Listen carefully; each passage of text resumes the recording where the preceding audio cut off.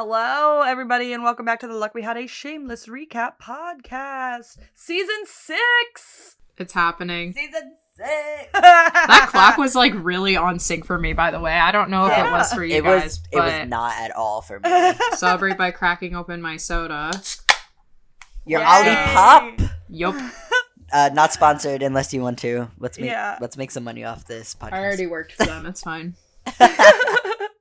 Because I am committed to, like, doing every episode of season 6. Like, well, you need to watch it. It's like, you know what? You gotta see it. Wait, Amanda, so are you going to just, like, binge it, or are you going to watch it every time right before we record? I'm watching it once, like, every time I do the notes, that'll be the first time I watch it. Gotcha, okay. I didn't know if you were going to, like, sit do down and, like, watch it. Oh! Well, if you guys want to do the notes, you absolutely can, but, like... I'm down to do it, yeah. Yeah, no, I will be watching it for the podcast. I don't want to get, like...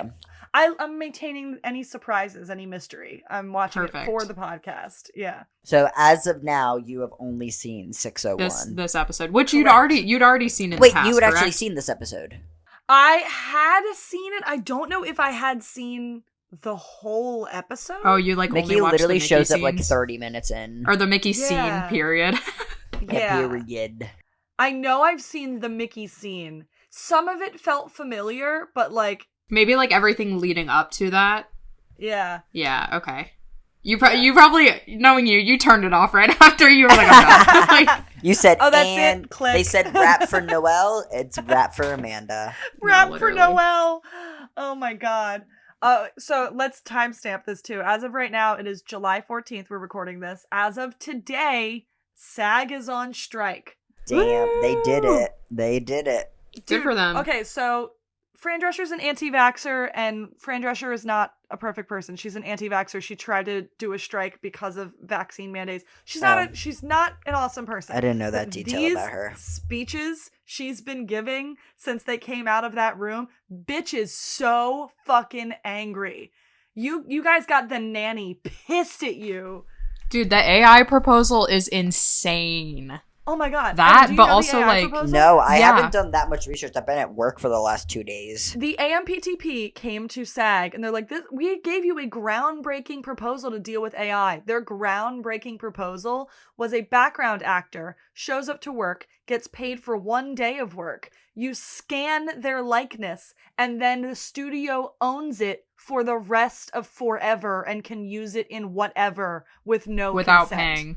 Wait, like the person's body? Like their face. Their face, their body, their what the fuck? Their likeness in any movie they want for the rest of forever without paying them. This is literally the plot of a Black Mirror episode that came out 3 weeks ago. Like, this is Joan is Awful. This is exactly what happened in the show, except it was famous actors. It was Annie Murphy and Salma Hayek. And things like this have happened before. Like, the actor who was the lead in the first Final Destination movie. The girl? Or the guy? No, the guy.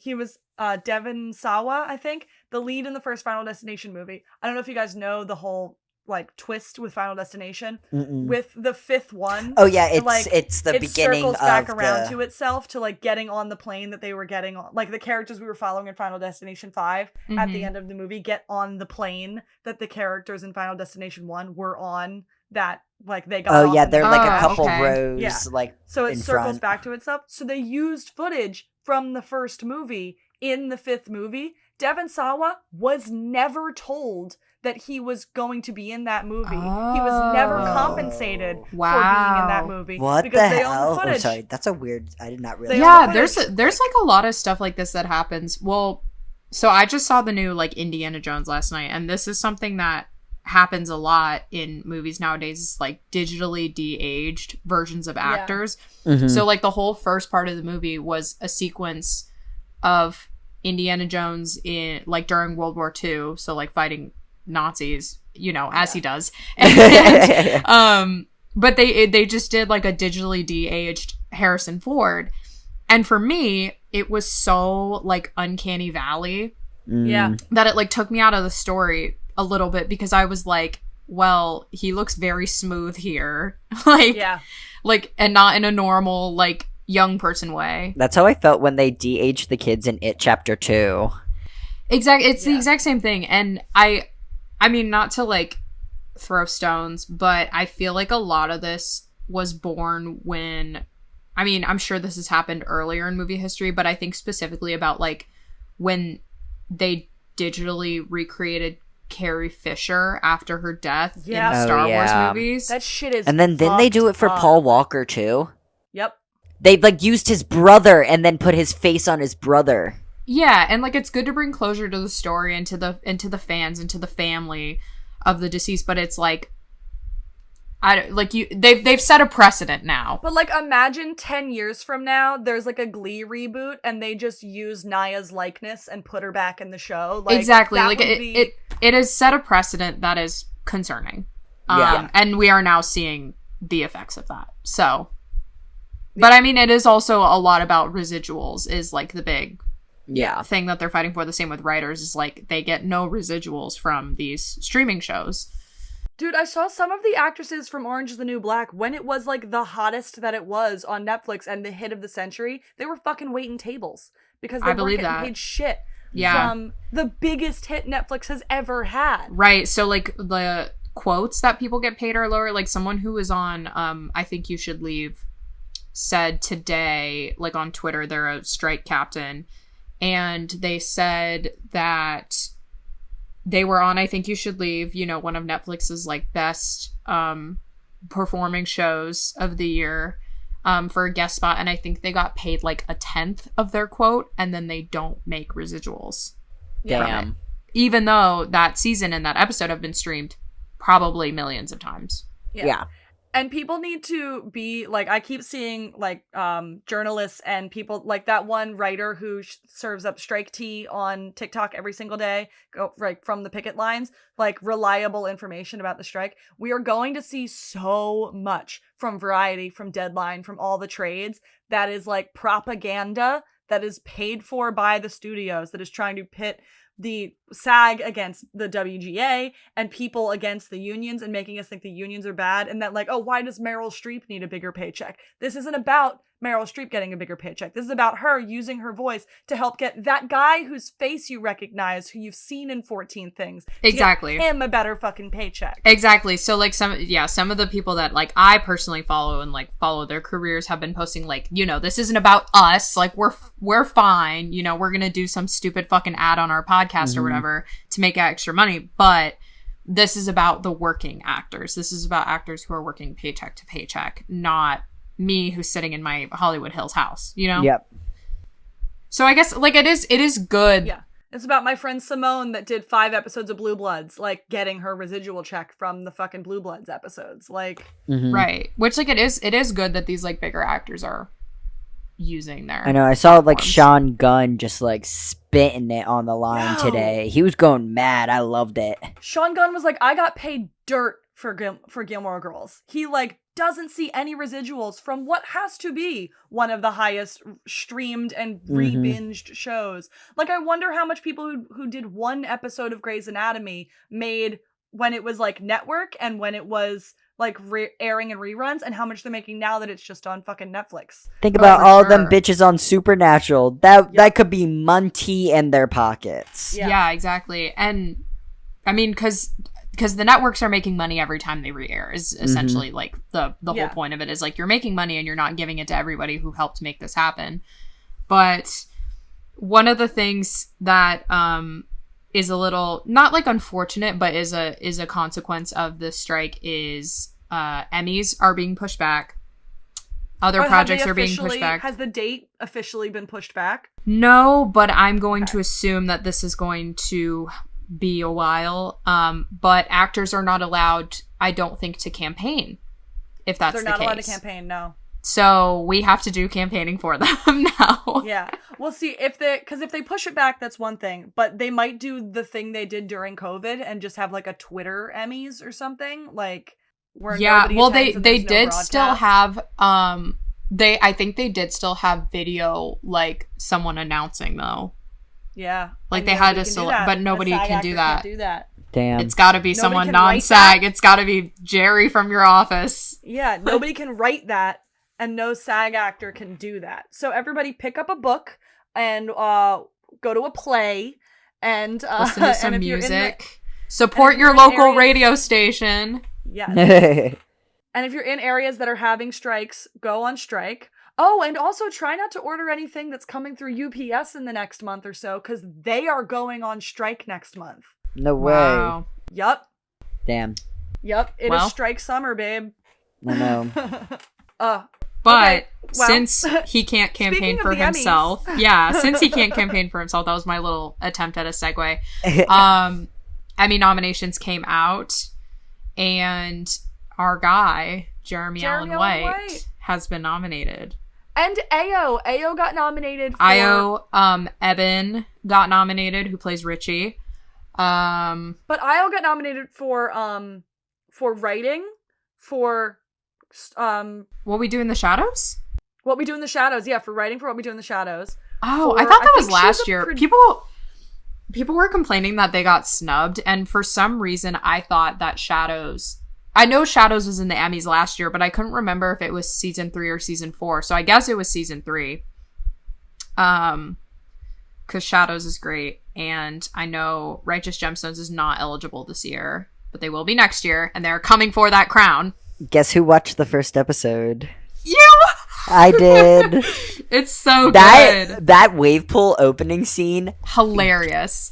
Brilliant. Killer. And it sets everybody's vibe so quickly too. No, for it's sure. Like, they're so immature and like feuding with each other. Dude, you are going to love it. It is I'm wild excited fucking to keep ride. watching. Who else? Last of Us got like a shit ton of nominations, which I was expecting. Dude, the fucking category of best lead actor for a drama being just Secession and The White Lotus. That made me so mad. Brian Cox should not have been nominated. He was in the show for this season for three episodes, and it was also, basically like 20 minutes. Also, that means that's only HBO in that category. That's it. Same. Well, for no. Better Call Saul was in there. No, Bob Odenkirk was in there. Amanda, you're thinking of Best Supporting Actor because that has Matthew McFadden, Nicholas Braun, Alan Rick, and then who else Nick for Braun, Succession? Are you kidding? Get him out of there! Like, are you kidding? Alan Ruck deserved. Nick Braun. Who was the other person for Succession? Because then Matthew McFadden, and then who was the other Succession person? Supporting? Yeah. There was 3 from Succession. And then the rest were White Lotus. Oh, because Nicholas was like 3v3 us. 3v3 at the fucking Emmys. Yeah. Is it 6 people in the category? I thought it was I guess 5. so. No, I it's think 6. I feel like it's honestly up to 7. Well, Best Supporting Comedy, I know Anthony Kerrigan made it in from also, Barry. Let's talk about the fucking comedy category. It is past time for there to be a dramedy category. It's past time. Yeah, well, because The Bear should not be in there. Because there's no fucking reason that The Bear and Barry should be in the same category as Abbott Elementary. Like, it doesn't make any fucking sense to me. Yeah, because because it's like when you're talking about Best Actor, the actors in these like dramedies are doing more dramatic work. Yeah. So like they're more likely to get voted as Best Actor. But like if you're talking about who's embodying a character best, it's like Miss what's her name from Abbott Elementary who plays the principal is gonna win every time. Like she's amazing. She is that character. Yeah. So I don't think it's fair to have actors who are in things like Barry and The Bear and Wednesday. Is Last of Us in that category with Pedro? That's drama. That's drama. I forgot. A drama. But like Wednesday is up as a comedy. Wednesday is not a comedy. Weirdly, like the cutoff is like, the cutoff is weirdly like, is it over or under 30 minutes? Then that's how they should split it. It shouldn't be drama or comedy. Or if they like dramedy is a legitimate category. Yeah. Yeah, for sure. Yeah. I don't know why dramedy hasn't just become a category. But like when it is teetering on the edge of dramedy, their cutoff is usually, okay, is it over or under 30 minutes? I mean, that's why Shameless got switched to kind of was, they were like, okay, it's over 30 minutes. It's about an hour. So we can't really consider it a comedy. It's more of a drama. So like, I am happy for everybody that got nominated for The Bear. I just think it's stupid that it was nominated as a comedy. Yeah. No, like we all knew they were going to get nominated. We knew that the episode 7 was going to get nominated for Best Directing. I think it's going to win. I know it's up against the finale of Barry. I think is it up against episode 3 of Succession? No, it's up against It's a comedy. Yeah. I think that had Barry submitted a different episode, they would have more of a chance. Yeah. Because the finale was not my favorite visually. Bald. Like, there were other episodes in the season that were stronger. Yeah, no, for sure. In terms of directing. But our boy, I saw somebody post that, like, for the first time in his career, Jeremy Allen White has an Emmy nomination. I'm like, how did he carry Shameless for so many years and never get a fucking nomination? Dude, like, it doesn't make any sense to me. I also do think it's probably worth looking back at. Well, first of all, the headshot they used for his nom picture was one of him as Lip, which was hilarious. Because I was like, that's Lip up there. But I think it is worth going back and looking to see who was nominated that year to see what he would have been up against. Because if I'm thinking correctly, that was the year of Game of Thrones. Those were the years of Game of Thrones, 2011 to 2015. Okay. How does that scene with him and Fiona in season 4, where she's refusing to take responsibility for the cocaine that Liam got into, and Liam almost died, how does that scene not get them both nominated? I don't understand. I wonder is if they even submitted him. Do you know? I don't know. I would doubt it, though. Because I feel like I'm wondering if you go back into Shameless, okay, let's see. I'm looking on Twitter right now. I don't know if you can ever find out if people submitted, I don't know if that's public information. Well, usually when they do it, they'll promote on Twitter or something for your consideration. Okay. So I'm gonna look and see if I can find any FYC. I saw people were pissed that Nothing from the Boys got nominated. And listen, I also get pissed when Jensen Ackles doesn't get nominated for doing good work. Let's be super real with ourselves. Does this season of The Boys deserve an Emmy nomination? They submitted... Holy shit. They submitted Emma Kenny for an Emmy in 2017. In 2017, they submitted Emma Kenny for an Emmy. Okay, they submitted everybody, though. So, Jeremy... in 2019. For season what?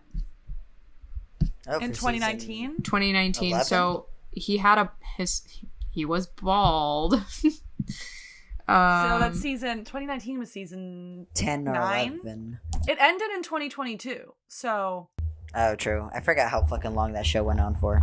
Yeah. Let me see. Jeremy Allen White in 2017. That was season 6. Okay. Noel as guest star, season 6. They submitted Noel for this fucking episode? No. Oh, sorry, I'm lying. Season 7. So okay. maybe they submitted Jeremy season 7 too. Yeah, because this was the goodbye scene was what they submitted. But how do you not submit him in seasons 4 season and 5? 7. How do you not submit Cameron in seasons 4 and 5? Well, I'm looking on their Twitter, so I'm seeing what they have posted. Chloe Webb, who plays Monica, in Slay. season 7, they submitted her. Slay. Yeah. I mean, yeah, they submitted everybody. They submitted Elliot. Not Elliot Page. I know, wrong Elliot. Fuck, the guy who what's played his Trevor. name? They submitted him exactly as Trevor. They submitted Isadora. 2016. Okay. So, well, yeah, you guys can move on. I'm gonna keep looking. Yeah, but so I'm very happy for him. I'm just, I'm once again, let's not act like he's brand new, people. Like, he's been around. He's been acting. So do we want to get into the episode? Oh, one last thing for Shameless people. We got Cameron Monaghan in a new Tron movie, which is dope as hell. Yeah. Mm-hmm. That last one came out so long ago. Yeah. I am also kind of really glad that the SAG strike is happening, because it means that finally fucking Deadpool will stop filming, because it should have stopped filming weeks ago when the WGA went on strike, because improvising is writing.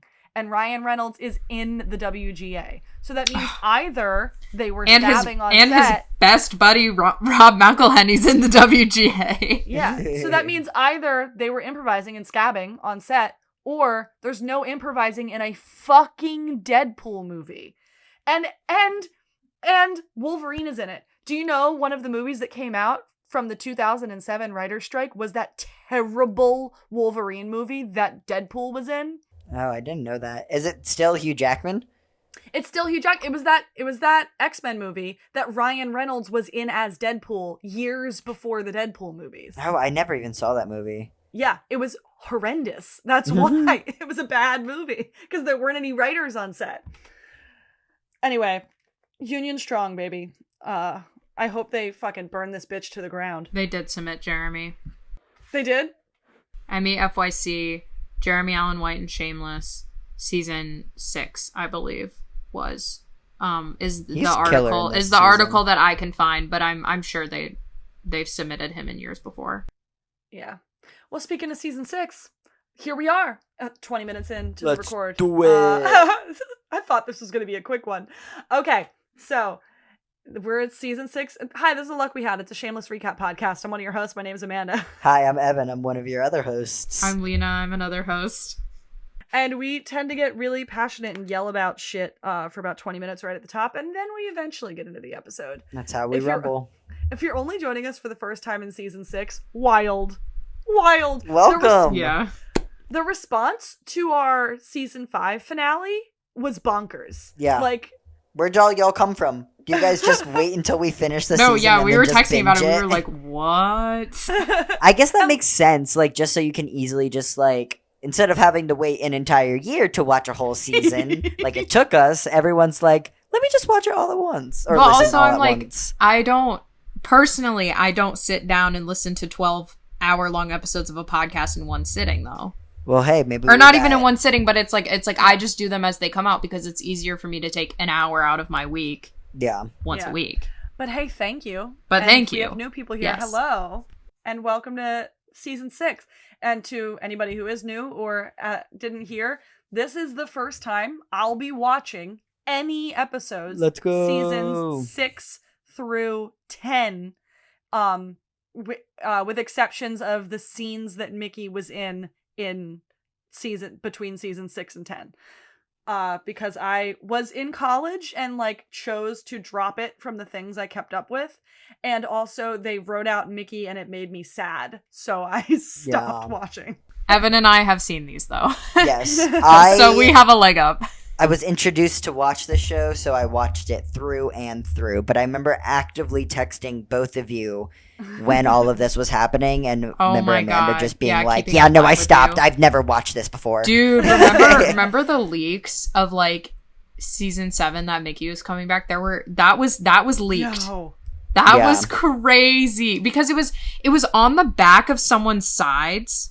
Yeah, it was on the back of some like extra sides or something that they sent out for audition, and it's like, honestly, part of me feels like that was on purpose, right? Because just to get how do you fuck up that bad? Yeah, he shows up when Cameron is leaving in season 9 because Emma was in her makeup. Oh, that was leaked. Well, no, Emma took a selfie in the makeup trailer, and there wasn't Nolan behind her. There's Noel's tattoos were taped to the window. I remember that. Because they just, like, Sharpied them on or something. But I also know that, I mean, for me, when that happened, I think I just kind of figured that he would be returning because I was like, oh, Ian's ending up in jail. Yeah. Who do we know who's, like, bouncing in and out of jail, you know? I remember actively, like, being around waiting for that to happen and just being like, oh my god. Yeah. I think Emma posted that accidentally on purpose, like in the makeup trailer. Right, again, it's like okay. A soft launch of I know you guys don't fuck up like that, so. Okay, now we're really gonna get into the episode. This is episode 601. I only miss her when I'm breathing. And it was written and directed by the same motherfuckers who wrote and directed the finale for the last goddamn episode. What a bitch, John Wells. This episode aired on January 10th, 2016. Jesus. I was in junior year of college. I was in my freshman year of high school. I was in senior year. I was in senior year of college. No, Lena, that would have been my freshman year. Yeah, it was my freshman year of high school. Were we in the same grade? No. No, I'm a year older than you. You were in your sophomore year. I graduated in 2020. I mean, you started the school year in September, and you end the school year in June of 2017. Oh my god, was I in 8th grade? No, this you were can't in 8th be happening. Because I turned 15 in freshman year, and that was 2015. Oh my god. I was a freshman, and you were an 8th grader. I was a freshman when Trump was elected? I thought I was a sophomore. You were a sophomore when he was inaugurated? He was elected in January of 2017. Yeah, so Amanda, you're right. Yeah. Yeah. No, so I would have still been a freshman. That doesn't make any sense. Dude, that's crazy. Anyways, God. Anyways. Yes, just because I am going to be moment. 21 in a couple weeks. Yes, you are correct. All right, so it was written by John Wells, this fucking guy. And it was directed by Christopher Chuklak. This is... Your favorite director to pronounce. fifth of 11 shameless episodes for Christopher. And Carl's for sentencing. 512 love songs in the key of Gallagher. Damn, so him and John double troubled the finale and the beginning of season 1. Yep. I mean season 6, duh. Yep. You did this one. 604 going once, going twice. 612 Familia, Supra, Galagorius, Omnia. 701 Hierith. 705 Own Your Shit. 709 Ouroboros, and the series finale 1112 Father Frank Full of Grace. All right, the synopsis of this episode. Frank is still mourning the loss of Bianca, rest in peace, girly, while his newfound appreciation for life is freaking the Gallaghers out. And Fiona is determined to get Ian to take his meds and to get Debbie to the clinic for a pregnancy test. She is managing gingers in this episode. This episode is legitimately funny. No, I watched it. There is some serious comedy in this one. I watched it over the last 2 days. The one time when I'm not gonna just say too much, but when Kevin go over to Giannis's house, that part makes me literally audibly laugh. Giannis! Yeah! Oh my god! I totally forgot about what happened with that. That was crazy. But no, when Kevin... Amanda, you are not gonna believe what happens. Are in for a goddamn treat. But yes, Giannis, what a guy. This episode was funny because this is their 3rd season being classified as a comedy, and this is their 1st season that is going to not be the darkest fucking thing you've ever seen in your whole life. It's a very bright season. I mean, there are some heavy moments, but it does feel more balanced as a dramedy. Honestly, this whole episode is pretty bright, and then with the cutscene to when you see Mickey, it's just pitch black screen. Yeah. Just the tone changes. I'm I see you.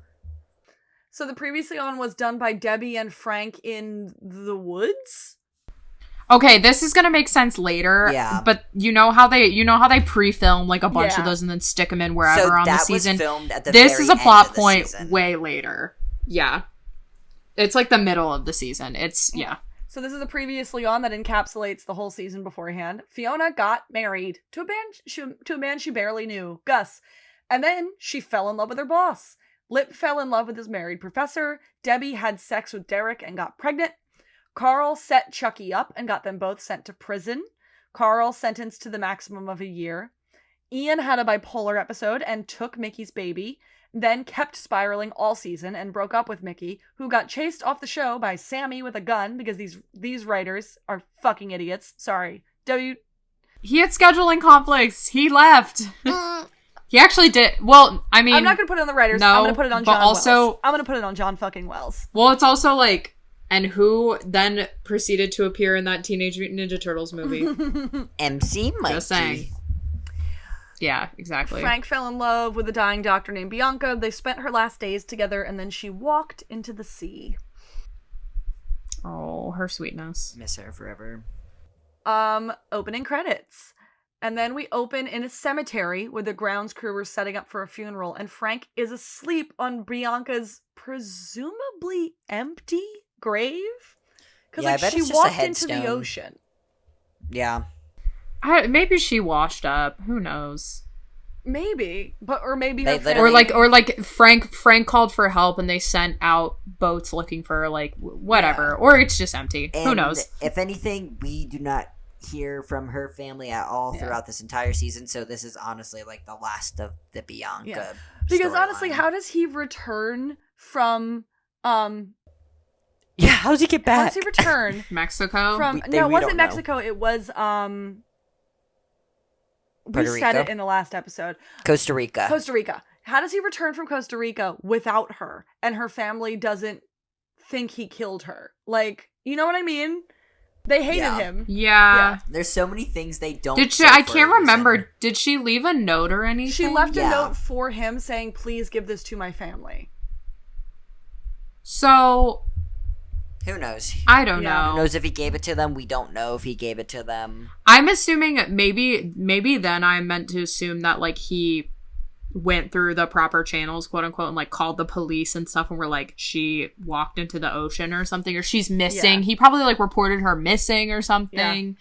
But anyway, she has a grave. But yeah, and he's. I mean, it's been a long time. Like maybe between seasons, he got like indicted or something. I question how long it's been through this entire episode. So Ian literally is like different man in this season too. Like it gets clarified toward the end, but we're in the fucking timeline Olympics in this episode. It is a little weird. It is a little weird because it's like once again there's a pregnancy. There's a pregnancy that has to mark time. And a jail sentence that's supposed to mark time. But I think Carl gets out early for good behavior. I mean, we'll get to that. Yeah, that's what they say. We'll get to it, So, apparently this isn't the first time Frank has been caught sleeping on her gravesite by the groundskeeper, who is nice and tells Frank, "You have to move on. It's what your daughter would have wanted." And Frank's like, "She's not my daughter. She's the love of my life, my sun, my dusk, my dawn, the syrup in my maple, the Tootsie in my pop." I hate him sometimes. He is so funny. He cleans up her gravesite and then he leaves. And Fiona wakes up to the alarm was just weird. It's just a weird alarm sound she has set on her phone. And Sean is in her bed. Boy in her bed. What the hell? What happened in between this season? So I guess the marriage is over. Debbie's hogging the bathroom. Fiona is waking up Ian and reminding him to take his meds.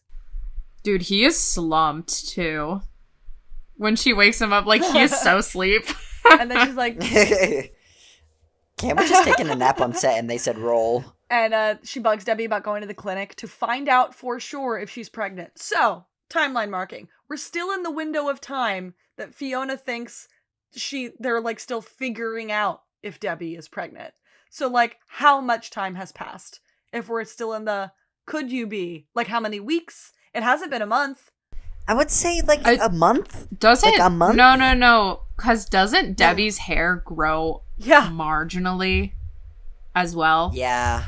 Because I remember when I was first watching this when it aired live, I was like, I know Emma just grew her hair out because it was, like, a year, but I was like, her fucking hair is so long. Like, there's no way this is a couple months because did she get a wig? Extensions? Like, what's up? I don't know. Ian just looks like more bulked up. Like last season, he looked like more like sickly. Well, like, I know. Cam like, took scrawny. he took some creative liberties with trying to look. But like, if it's only been thinner, a couple weeks, fucking Ian looks like he bulked up and he like has been eating a couple burgers and shit like that. Yeah, he also just kind of grew up. I mean, Cam was what, turning like 21 or something. Like he was because he definitely filled in. That's why I'm like, you're trying to tell me this is like 2 weeks. I'm like, nah, this is a year from the last time we've seen this boy. Yeah, maybe. I mean, The Giver somewhere in here too. He did The Giver, The Giver before season 5. Because he was still like or maybe it was even honestly, maybe it was even before season 4. Because I remember there was that story about like him and Noel showing up to the set. Oh yeah. And they had the same haircut. Yeah. And they were oh shit, we had the same haircut. Yeah, it was before. It was before season 4. So we're still in a frame of time that. So Frank has come back. Yep, time is not going to be on our side. His family that she's dead. They've gotten a headstone, and he's been caught sleeping there a few times already. And also, Fiona's marriage seems to be over, and she and Sean seem super comfy. And also, Ian is back on meds, but also, we're still not sure if Debbie's pregnant. So how much fucking time has it been? You know what I'm choosing to believe right now, just to make it easier on myself and my sense of disbelief, is that Debbie telling Fiona she was pregnant that one time was a pregnancy scare. Like, she wasn't pregnant. And then however many months have passed, she's still having sex with Derek. Now she is pregnant. No, because at the end of last season, she read the positive pregnancy test. Yeah. Oh, right. When she's like, she goes, shit. Oh, shit. God. Yeah. So God, how long has it been? No, okay. I think we're going to get too caught up in this. Right, well, because it's like the writers were like, we don't care. Yeah. It's good dramaturgically. Points. We're back in the shameless timeline of pregnancy and time doesn't matter. It doesn't matter. So, we're back in it. Sean calls Fiona Miss Puffender, which is funny. He's a funny guy. He is quite silly. Haha, I'm fucking her though. Haha, infidelity's so funny, Sean. Because she's technically married, but you're part of the problem. We're separated. But her and Sean seem super comfy. And Frank apparently left a candle burning for Bianca all night in his room. He has a room. And then Debbie is looking for her baby bump in the mirror. And she's like poking it out too, like trying to like. Is it Frank came back and claimed Fiona's room? So I think Fiona's now in Frank's room, the big room, and Frank is now in Fiona's room. Lip's still gone at college. Yeah, Lip still lives at college, and I know at one point this season he moves into a sorority house. It's Lip's room. Yeah. Yes. Yeah. So Ian comes downstairs looking healthier and put together, but Fiona keeps bugging him about taking his meds. And Frank jump scares them all. He like pops out from behind the fridge with "I love you" statements like "I love you guys, I love you so much." Oh my god, and they're all like, "Ew, like, get out of here." Frank. And Debbie continues to drag her feet for the clinic appointment to just confirm whether or not she's pregnant. And then she tells Frank that Bianca probably killed herself to get away from him. And Brutal. He like screams at her. He was like, "Why would you say such a thing?" Okay, now that I'm thinking about it, maybe it's been like 2 months. Because I feel like... I don't know that it's been that long. No, because I feel like Debbie knew that she could have gotten pregnant, so she took the pregnancy test a week after unprotected sex, so it would show up. But then Fiona was probably like, okay, like, let's see if your, like, period comes or whatever. Or maybe she just forgot about it. She was like, we're busy. I think there is a moment in this episode that, like, clips the timeline. Okay. So, okay. Hopefully. Because I was driving me mad the whole time I was doing the notes. It's driving me mad right now. Like, I just need to shut up about it, though. So, Frank, yes, he's offended by Debbie's comment and tries to borrow money from them to light a candle for Bianca. But they're all like, get fucked. Like, no. He is deep down the grief rabbit hole for this woman. It's fucking him up. And Fiona says, I don't know how much more of that I can take before I stab him in the neck with a broken beer bottle. She spit that. She'd been workshopping it for a while. Because it's like, that did not just come from the top of the dome. Debbie is happy about her potential pregnancy, and Fiona is like, I fucking hate that you're happy about this, actually. You know, because, like, Debbie's just, like, smiling to herself, and Fiona's like, why the fuck are you so happy? I love that Fiona pitches, well, wait, this might be a spoiler, because I don't know if this gets introduced in this episode or not. Lena, I think I know what you're going to say. I think you should not say it. Okay, I'm not going to say it. I don't want you to spoil spoil it it's for kind of Amanda. Funny. Okay, let me hear it. So Liam opens a switchblade he found under Carl's pillow, and then Debbie refuses to go visit Carl. And then we join Lip at school. He is staring at his naked professor who is lounging asleep in his bed, looking like the naked woman who is painted just above his bed. And he also seems to think that because he snaps a little photo of it on his phone. She does look like she luxurious. She looks good in that. Alina. No. That's exactly what I knew you were going to say. Evan and Lena have secrets now. They'll be revealed in due time. That's what you get for not watching the show. So Helene wakes up. Lip starts fingering her while he recites his homework for her. Let's go! Yeah. Let's go! Let's fucking go! Lip is now TAing for his applied mathematics professor, who is apparently a drunk who has too much academic power to be fired for that drunkenness. I have such a love-hate relationship with Ewans, dude. He's fun, though. Like, I don't know. He brings out the best and the worst in Lip. Yeah, for sure. Oh, I immediately clocked their relationship as him seeing in his professor what Frank thinks he is, and Lip feeling like a kinship for that guy. No, I see the professor seeing Lip as, like, he sees himself in Lip and doesn't want him to go down the same route that is what happens, yeah. Is he's like, I don't want you to be like me. But Lip tries to get Helene to stay in bed, and then he's like, hey, come over tonight. She's like, no, I'm busy. And she kisses him, and she leaves. And he is when she leave puts him on wanting more. She knows Is that when she puts on her incognito, like, sunglasses and, like, hoodie? Yeah. Yeah, and she's, like, pretending to be a co-ed. At the clinic, Debbie doesn't let Fiona go back to the exam room with her. She's like, I'm grown. Don't come back here with me. You are a minor. You are still a minor. 15 or 16? She's 16. Okay, because she goes, she's 16, is that okay? Yeah. No, she's 15. Deb's 15 with a baby on her hip. That's at the end of the episode. Yeah. Or end of the season. Oh, yeah. Great line. Yup. At the clinic, Debbie doesn't let Fiona go back in the room with her. And then we join the Balls, finally, who are asleep in bed, just like old times, when there's a banging on the door. It is incessant banging on that fucking front door on a goddamn Saturday morning. It's like 30 seconds straight of straight banging. Yeah. And it's two women who want them to sign a petition. That is not how you nicely convince somebody to sign the petition you want them to sign. Because, like, there's noise in the neighborhood, and he's like, what noise? What the fuck are you talking about? And, like, you are the noise in the neighborhood now. Like, banging on the door like that. Because Kevin's like, I don't know what fucking noise you're talking about. And they're like, you don't hear that engine revving? He's like, this is the ghetto. You moved to the ghetto. That's what the ghetto sounds like. And these white women are like, it's not the ghetto. It's our home. You moved your home into the ghetto. That's what you did. Like, okay. Yeah. And you're complaining for why? Because they want to gentrify it. It's not going fast enough for them. Kev corrects them that the guy they're complaining about isn't Turkish. And actually, you also got the model of the car wrong. And are you nuts? I'm just going to go nicely ask him. And we don't have to sign a fucking petition about this. Yeah, he's Greek. He's super Greek. I also think... No, he's Polish. That is a Polish. Oh, he's Polish? Name. Yeah, no, he's Polish. Yeah. I thought his name was like Giannis Davopoulos, something Greek. Oh, it's like, you know what? It is Annapolis. Yeah, because I also think I remember him being like super anti-Semitic. Yeah. Yeah. It might be Greek. Yeah. I think he's Greek.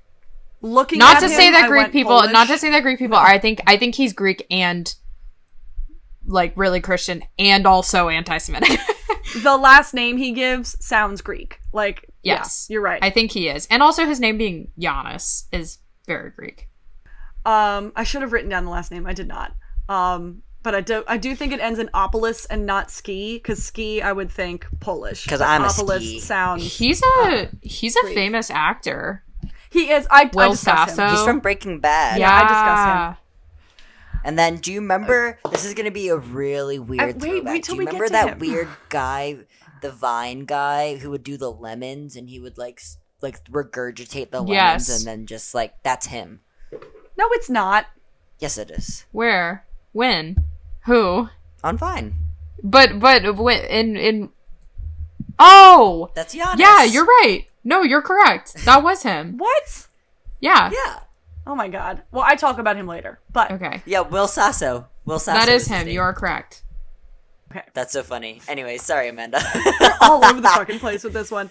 Okay. Okay. For the post, I'm gonna put the Vine of Will Sasso regurgitating a lemon in the post. I'm just gonna send you a screenshot of a bunch of like compilations. Sorry. So we join Carl and Juvie. Ethan's voice dropped. His voice, he went through puberty in between. And his hair got long. And he grew his hair out.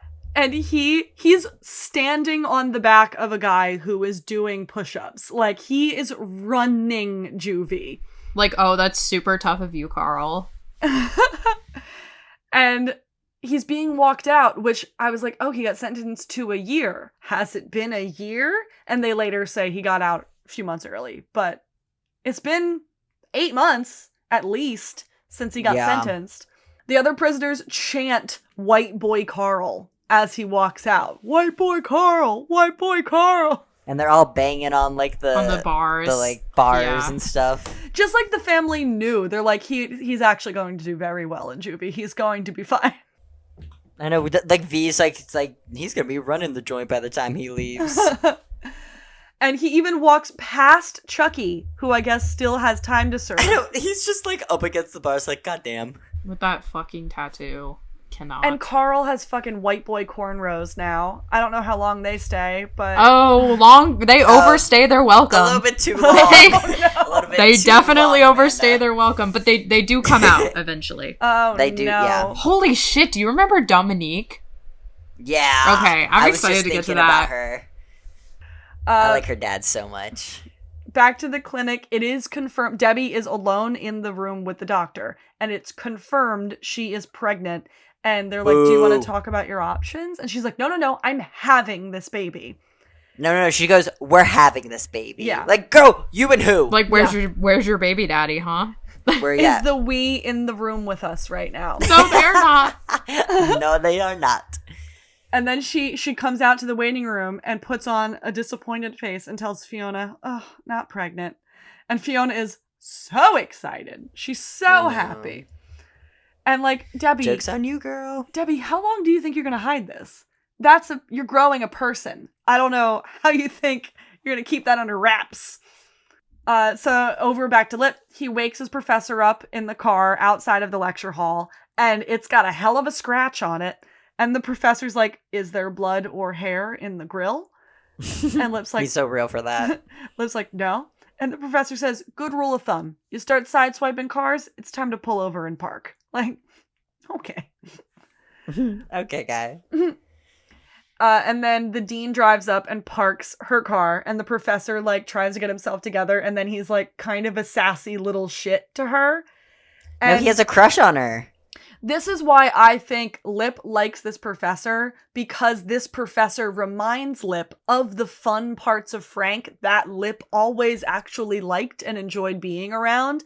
And this guy is as smart as Frank thinks he is. Yeah, like the scrappy parts of Frank. Yeah. Yeah. This is a Frank he can believe in.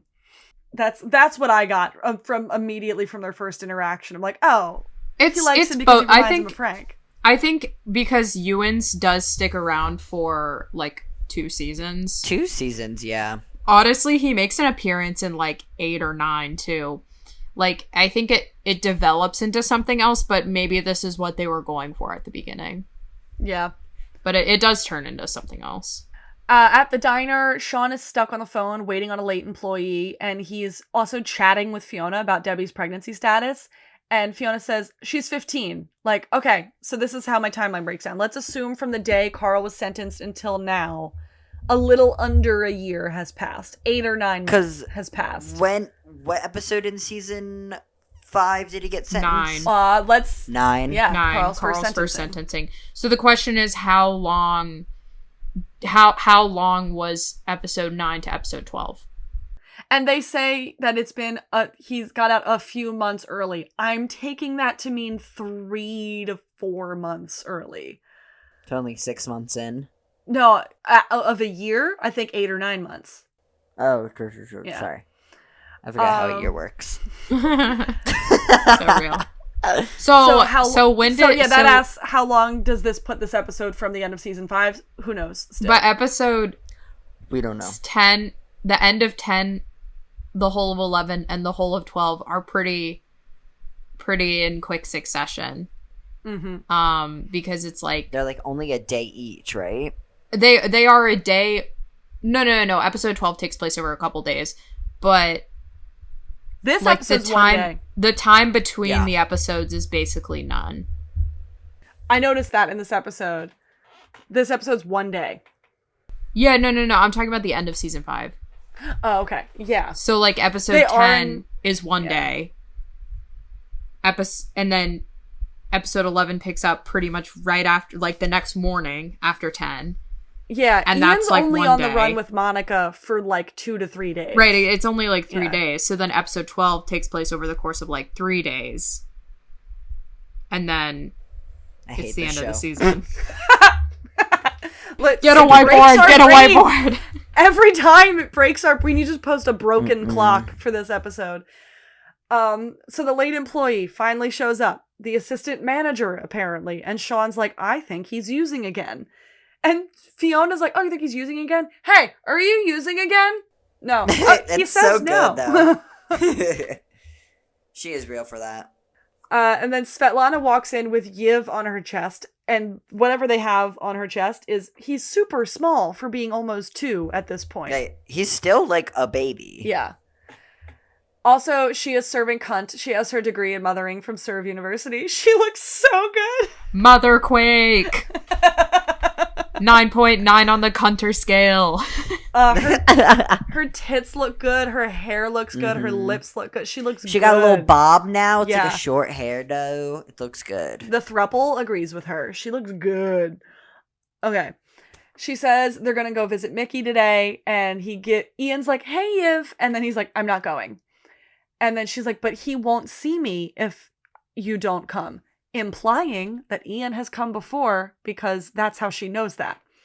And he says no. And then she's like, I will pay you. So we see her tell him that she's going to pay him to go visit Mickey. And I hate that so much. I hate John Wells. Does she give him like $50? Mm-hmm. Yeah. Because she tries to say 20 and then I think he talks her up. Or something like that. And Fiona watches this haggling happening, and then she gets invited fishing by Sean. This guy fishes? The hell? Yeah, what the hell? Meanwhile, Frank is taking confession for the second time in as many days, and the priest who immediately recognized him is like, oh, fuck. It's like, not this fucking guy again. Because he like cuts the line. He's like, excuse me? Excuse me? And then Frank's like, God damn it, Frank. And Frank confesses about the Bianca thing, and he tries to give Frank 10 Hail Marys to tell him to get the hell out of there. And Frank kind of throws a fit about it, and then stares up at Jesus, whose eyes seem to move. There's a whole thing with Frank and the Jesus on the cross in that church. This develops, I think, into a plot line, or is that season 8? No, that's season 8. Okay. That's when I think you're thinking about after when he like tries a bunch of different religions. Yeah, so I think that's after. There is a montage. No, there's that's in this episode. Yeah, he does have a montage of a bunch of religions. But he does actually try a couple different religions in season. Back to Kev, who's going to the noisy neighbor Giannis to try to talk to him. Giannis is played by Will Sasso. I recognized him as he's a character actor. He does one episode of everything. Yeah. He's the guy that the SAG union is fighting for. He's a stand-up guy whose face you recognize. Yeah. He was on Vine. He's been in like so many random one-off shows. He was in Breaking Bad. Yeah. The big thing I recognize him from is an episode of Grey's Anatomy where he plays a maintenance man who gets cut in half by an elevator. Oh my God. Yeah. It's really good. That's crazy. I love how just like I know Will Sasso as the lemon guy. Right, like he's the guy with the lemons. He's the guy with the lemons. He was also in the show Mom for a while. He played the actress from My Name is Earl who was in the show Mom. He played her boyfriend in Mom. Who played Earl's girlfriend? Earl's ex-wife. Yes. What is her name in the show though? God, that show was good and I never even finished it.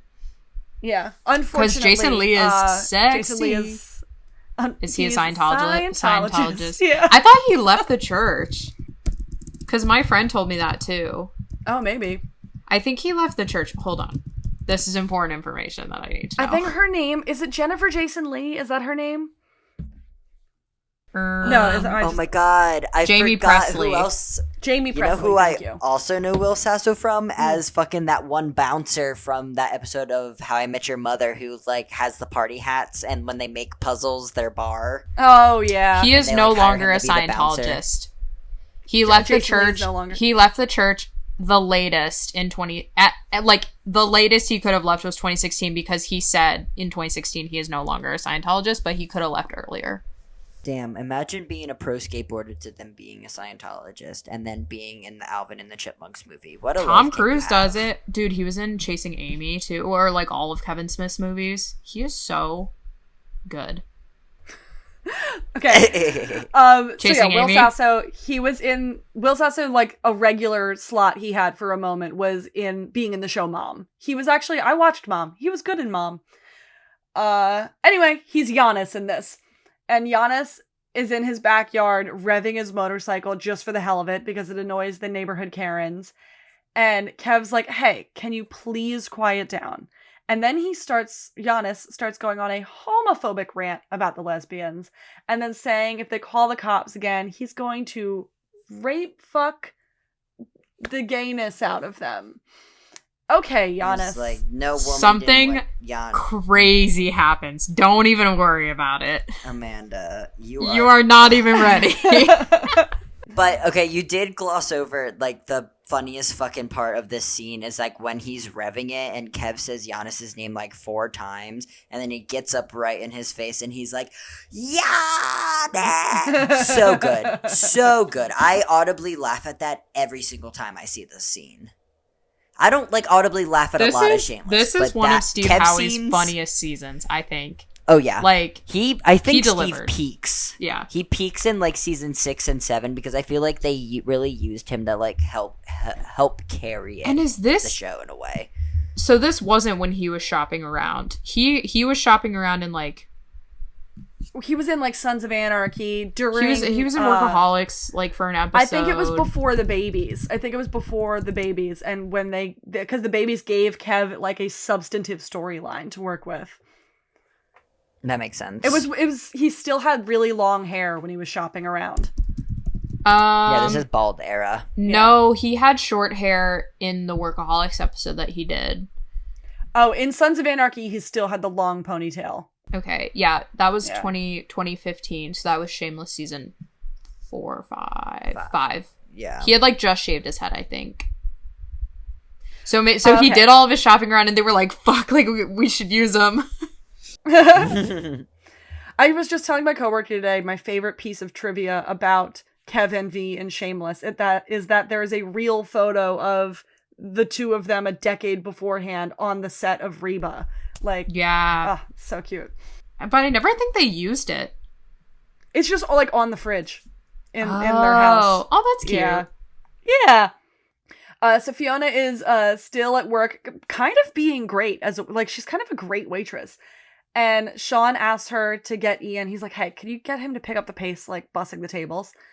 And then she's like, okay, yeah, I'll go over talk to him. And then she does. That's when late Otis from earlier comes flying through the booths, running from the cops who catch him and slap him up against the window, like, making his nose bloody the window. A mess that Ian has to clean up. And Sean's like, apparently this guy was cooking meth. And Sean's like, okay, I'm gonna need a new assistant manager. Hey, how about the waitress I'm banging? Maybe I'll make her the assistant manager. And then we cue a montage of Frank bugging every religious leader he could possibly come across in all of Chicago to unburden his grief. Oh my god, when I was watching this scene earlier, it goes on for so long. It goes on for a really long time. It's a very long scene of him just, like, he's shopping the religions. A priest, a rabbi, a monk. He goes to a mosque. Like, he talks to some Mormons. Yeah. He talks to some Mormons and they walk away from him. Do you know how annoying? He walks away from them laughing. Oh, and then they just, like, look at each other like, what the fuck? But every single religious leader he talks to is exhausted by, like, minute 2. And at school, Debbie is chit-chatting about baby names and Lamaze classes in the lunch line. Like, this is a good thing. While Derek is acting like any normal 15-year-old would, which is freaked the fuck out about having a baby. I know, he even says, I really think we should get our parents together. And Debbie's like, not yet. And then she tells him, we have an appointment at Planned Parenthood after school. And he's like, yeah, right. In a way that says, he's like, oh yeah, right. being reminded of the appointment. He is not coming. That is not a yeah right of I'm coming to the appointment. He is not coming to the appointment. At school, Lip is sitting in a quiet lecture hall waiting for his professor to show up. Like, room full of students looking at him. And a cute co-ed flirting with him. She's literally, like, mouthing at him, like, do you want a buck? It's so funny, and he keeps on, like, looking away. And he decides to get up and start having the class go over the shit that's going to be on their next test. And he's actually kind of killing it with the lesson. He's a natural teacher. Like, he commands the room. And he's smart. And he knows what he's talking about. Sometime during the lesson, Professor Ewens walks in and is, like, in the back of the room with his arms crossed, watching. Then he comes in and he kind of corrects Lip about a couple of things he got wrong. But in, like, a... hey, you are the TA and you got most of that right. Anyway, let's pick up the lesson way. Not in like a discouraging way, which is really nice. At the Alibi, Kev is making his cheap booze look expensive by putting it in an expensive bottle. And hipsters are ordering bullshit drinks that Svet won't even consider serving. The guy asks, can I get an Appletini? She says, grow testicles, vodka. And then did he go, a Negroni? Oh my god. And, like, the man, you can see the man's phone. He's recording her. And he even says, this is going on YouTube. And so then she's like, okay, yeah, that drink I just said was $12. It's $20 now. And he gives her, like, $25. He's like, where's my change? She's like, it's my tip. Go away. And he's like, killer. This is fun. He's like sexy, scary Russian bartender. I would go to get beat up by her. Are you joking? Frank comes in the bar and gets his daily beer and then immediately exhausts everyone. He's a power suck. He will exhaust you. 6 ounces every 24 hours. I love that bit of continuity from his liver transplant, his one single beer a day. They remembered, guys. Yeah. Sometimes they forget, but they remembered this time. And then he starts retelling his love story with Bianca and everybody's like, oh my god. And then they're like, go over to the hipsters. And he goes over to the hipsters who just take a selfie with him. It's so funny. At Patsy's, we find out that Otis wasn't using, he was cooking. And he was keeping his stash in the toilet tank, which is apparently a rookie move, according to Sean. The way he says it is so funny, though. He was like, I think Farish like done this once or twice. And he was like, it's amateur hour. Are you kidding me? The other waitresses see Sean offer Fiona the assistant manager job, and that other waitress asks, like, hey, what about me? She apparently has been working there for 9 years and resents that Fiona was offered the job because Sean is fucking her. And she's right for that. Yeah. Yeah. And then she's also like, but I have kids. Like, as if Fiona doesn't provide for a family of 5. Yeah. Like, I understand the beef with that waitress because, honestly, Fiona has been dealt, like, the kind of, like, the silver platter in a way. But at the same time, like, Fiona's been up in her game, as everyone else can tell. Like, she's more than qualified at this point. Yeah. And, like, if you've been there for 9 years and you're not assistant manager yet. That might say something about your worth ethic.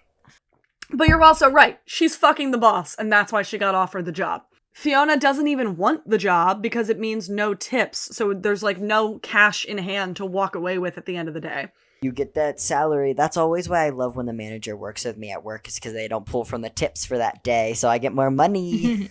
Plus, like, I mean, in the long run, too, they probably don't make that much more, even if it is salary. Like, yeah. But we join Lip again. The lecture is now over. The hot co-ed continues to make flirty eyes with him as she leaves.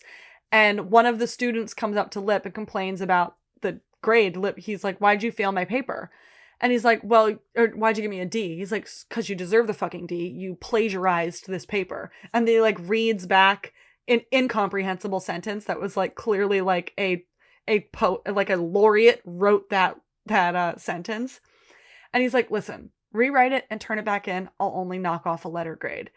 And the kid like sheepishly like, yeah, I clearly just got caught plagiarizing, and agrees and leaves.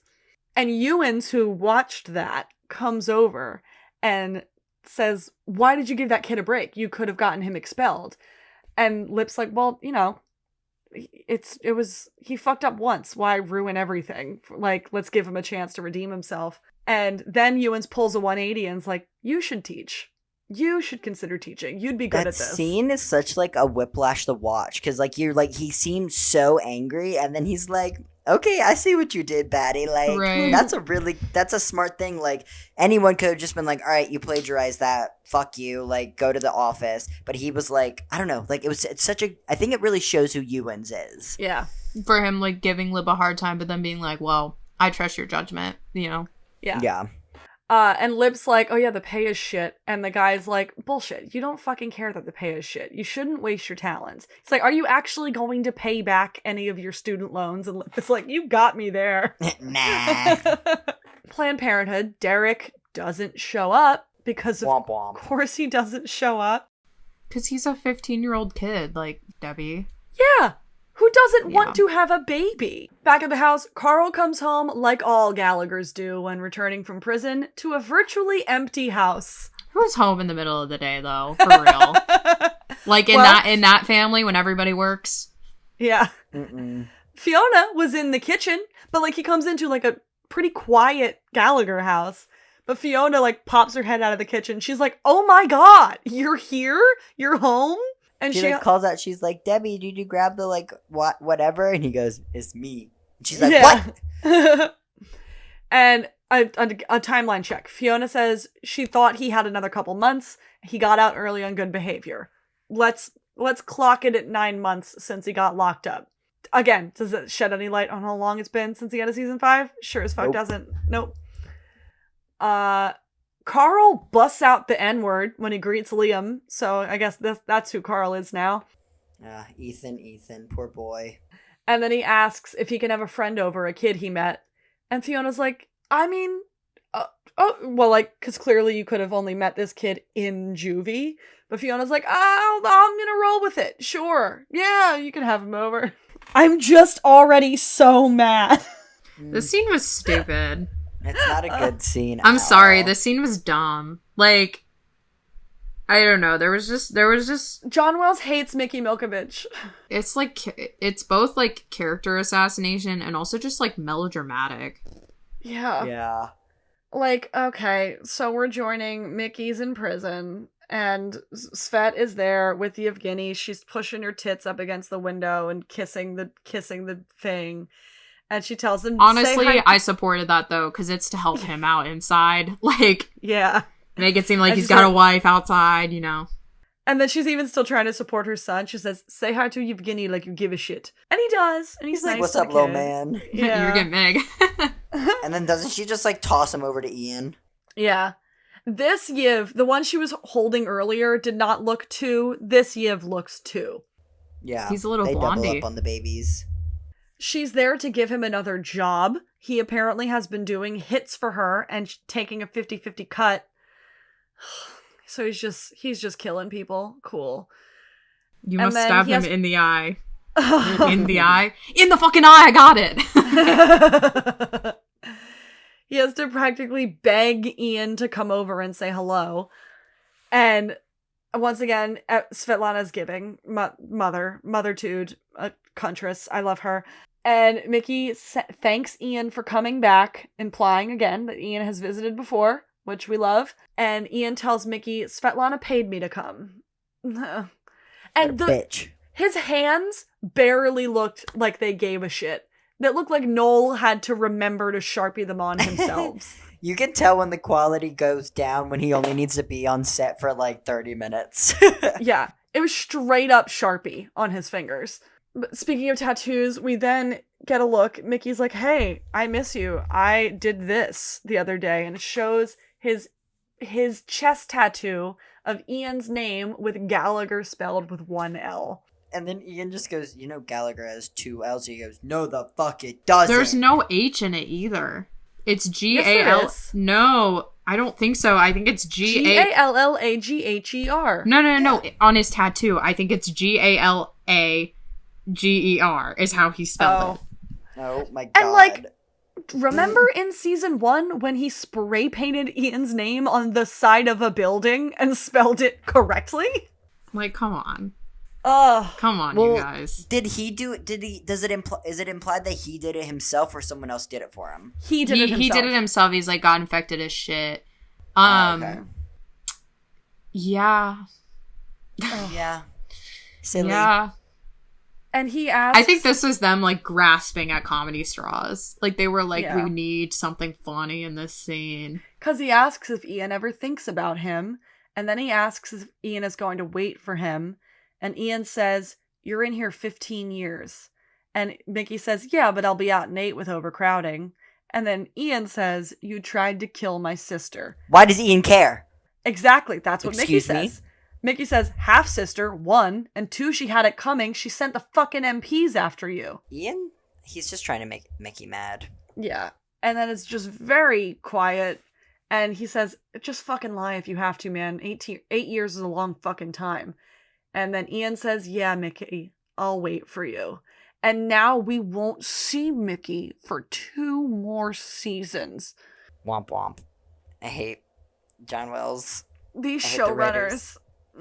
The contract negotiations of it all. Oh, God, I hate it. I support the Writers Guild. I hate whoever did this. Yeah, we're talking about back then, not right now, guys, by the way. When we join Lib again at school, he's now in his dorm with his one resident. I think the resident that he, like, got buddy-buddy with last year that he tried to get to, like, hack the system for him. Yeah. Mm-hmm. He's got good weed and intelligence about Lip's professor girlfriend and how she has a new young co-ed that she's starting to fuck. Me and Alina know who that co-ed is. Ooh. Back to Debbie being the worst. The worst. I love a good Debbie transition. God. Back to, she's at Derek's house where she finds out that Derek has moved to Florida. It's literally been like 24 hours. Not even. It's been like 6 hours since they went to school.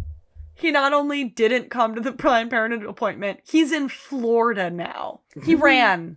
At home, the Gallagher men minus Lip are watching TV, and Frank says he's proud of Carl's drug trafficking conviction. And then Lip, Kev, and Fiona Lip, Kev, and Fiona bring in the cake for Carl. It was a quinceanera cake they got, like, last minute at the bakery. I love that, though. And Kev asks about ass sex in juvie, and then he's interrupted by Carl's friend from juvie coming to the door. The friend is a grown-ass man. That's taller than Kev. Asking about ass sex is hilarious, too, when you have an actual gay guy in the family. Like, what do you mean? And Kev, you're telling me she hasn't pegged you? I feel like Be we've for seen real her right peg now. you. Yeah, for real. We know he has had something stuck up his butt, for sure. Fiona is fine with Carl's friend because she and Sean have to go on their fishing date. Fishing is fucking at the aquarium. Okay, this is a kind of scene. dope, kind of jealous. This was a scene, for sure. It was a scene. It sure was. It definitely was a scene. Also, Lena, you forgot to mention, I don't even know if she did, that fucking Sean is in Righteous Gemstones. He plays, like, the priest in the very first I think I episode. did tell you this. No, he's in the whole first season. Oh, damn, I must And then have blacked that out then. In the second season, Eric Andre is in it. Yeah, you told me about that. Yeah. No, it's good. Sorry. It gets good Just made me AF. think about Sean for a second. Steve Zahn is in this third season. He's a lot of fun. But they finish their fishing and sit down to a little picnic, and he tries to post-coital talk her into the assistant manager position, and then he tells her, yeah, I bet it's working. Yeah. He tells her, he's like, oh, it would look great on your resume if you had management experience, especially with a conviction. And she's like, what the fuck are we talking about right now? And meanwhile, Lip is going actually insane, spying on his girlfriend through the bushes because he was told she's fucking someone new. So he's at her house spying on her. Crazy. Insane. And he sees her hug a young man about Lip's age goodbye and fully loses all of his marbles by running up to the guy and kicking his ass. He's like runs up to her saying like, you fucked her? You fucked her He's too? wild for that in the first place because she's literally already married. Yeah. Like, obviously this is an agreement that she has with her husband I don't understand how he could assume that he's, like, the only person in her life other than the husband, you know? Or how he's, like, cool with that. If he's not cool with her, like, fucking other guys, you know? Yeah. And he's like, he kicks this guy's ass. And then he says, stay away from her. And the guy's like, from my mom? Oh. And Lip just freezes. Ice bucket challenge. Like, Lip does some serious ass beating this season. I think there's another full, like, beat down by him. Yeah, no, there is. My God. Back at home, Carl is making up a bed for Nick, his friend, on the bedroom floor. Nick! Wait, does Nick stick around?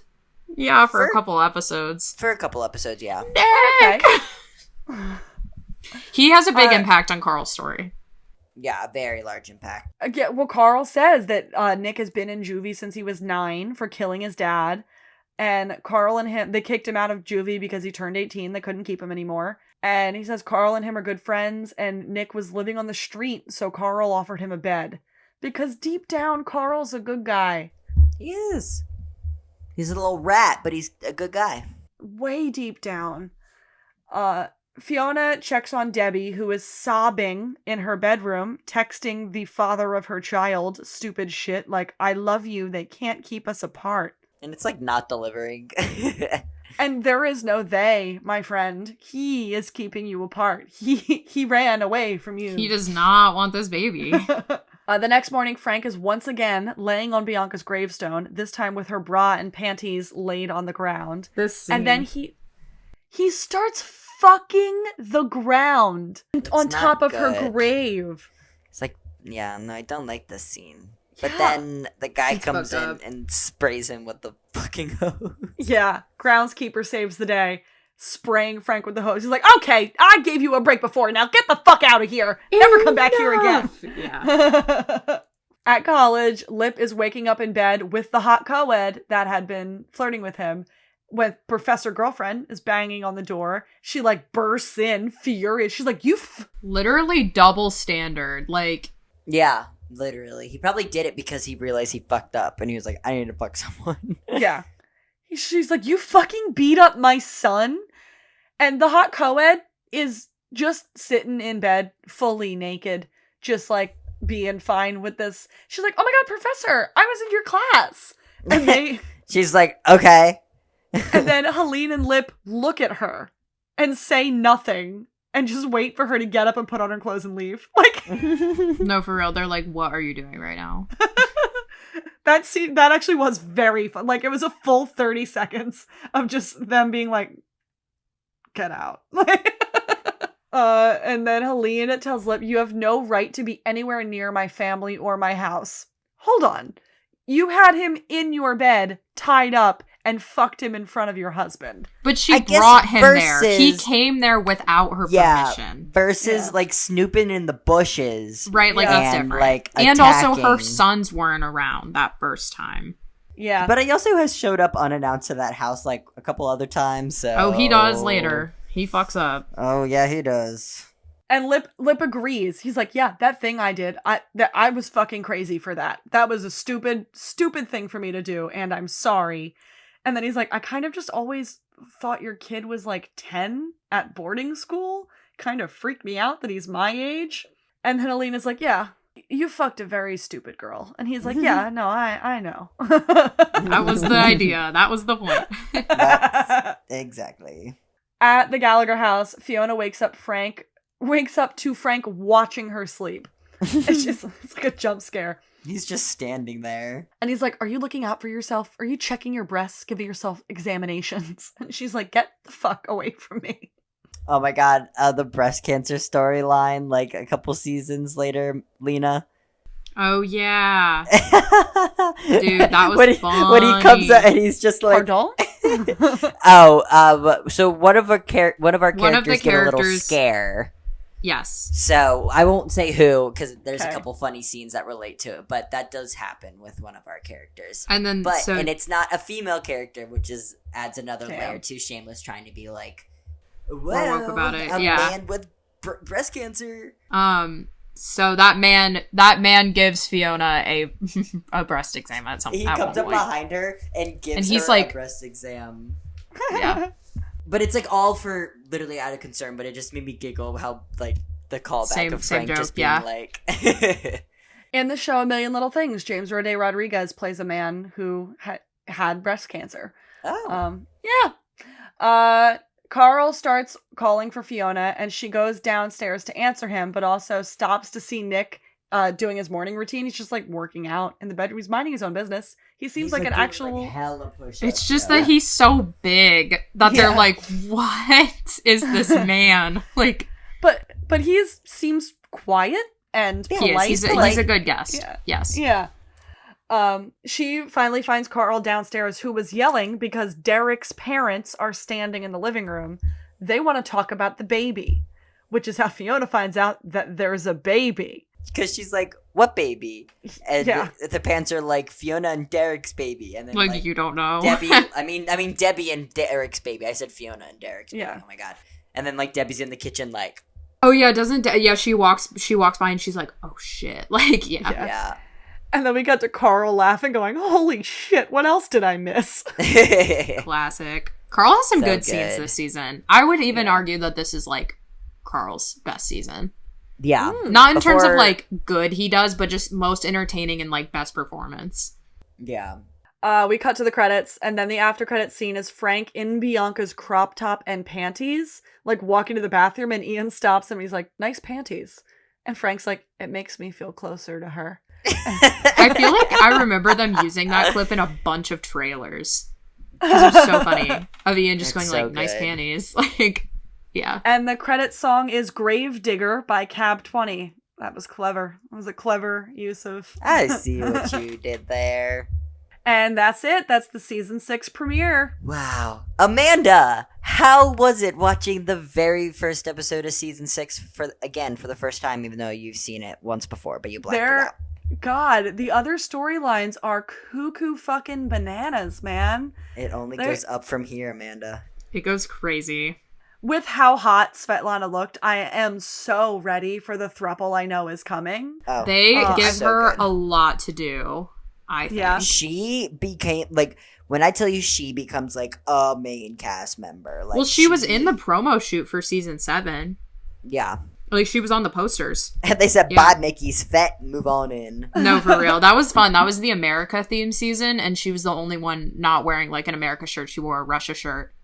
Nice. With, like, So the good. sickle and hammer on it. I am excited. Now that the scene I was dreading is over, I'm like, okay, and now there is just at least Silly Goofy. 2 seasons where I'm not going to see his face, and I have to accept that, and we get content that isn't centered around Mickey. I mean, it's like, it is basically 2 seasons, but you do see him in season 7. It's just at the end. Yeah. Yeah. But like all of season 6 and most of season 7, I just have to accept that he won't be around, and I can dive into Svetlana much like V and Kev do. So that's yeah. nice. Lena, who do you think, who peaks this season? I think Kev peaks this season. I think like Carl he peaks doesn't have a better performance? Or No, is it just like who? It's just like this season is building them up to be what they've always needed to be, like in a way. Like Kev, this is like Carl. Mm-hmm. Ian, not so much. He's in the background he's a he's lot. pretty stagnant this season, I think. Lip. Yeah. The 3 boys. Yeah, I think maybe even Fiona, like not even in a good way, but like in a sad way, definitely. Yeah, for sure.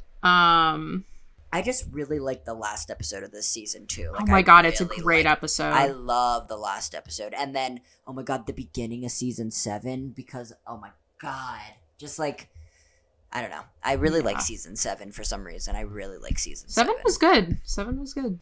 Anything else we have to say? That was a funny episode. I liked that episode a lot. Yeah. There was a season lot of 6 really is fun actually. moments. I think you are going to be pleasantly surprised. It is really good.